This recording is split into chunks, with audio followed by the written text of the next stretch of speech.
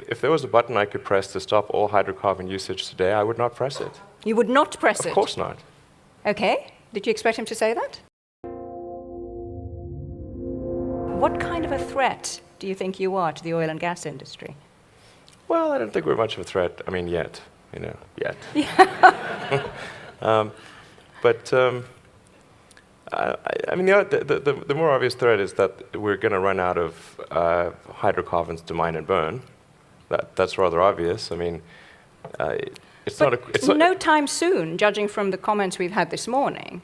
So it's getting harder and harder to find hydrocarbons, and it's getting much more expensive to extract them.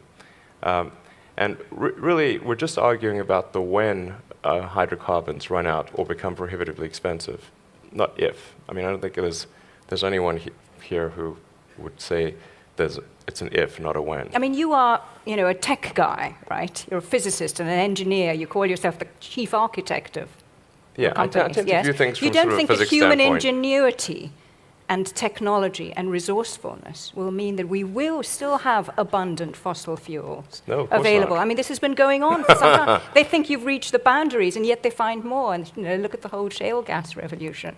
There are time extensions on the game, but the game is going to come to an end.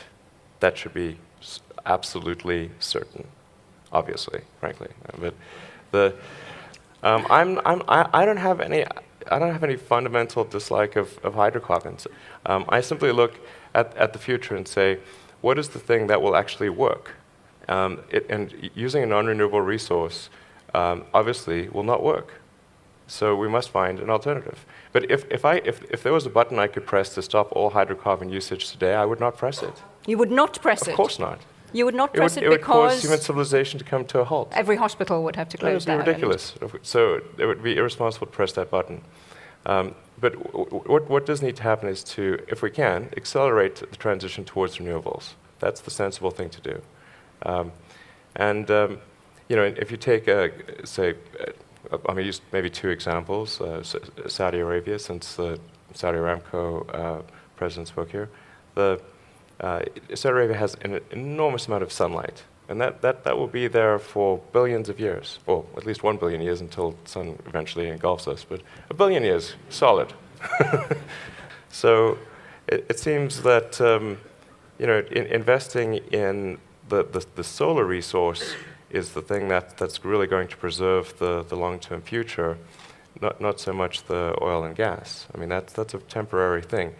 In the future, we'll look back, and by future, I'm not talking about super far in the future, I'm talking about towards the end of the century. We will look back on gasoline-powered cars the same way we look back on coal, as sort of a quaint anachronism that's in a museum. That's the quote for you, members of the press at the back of the hall.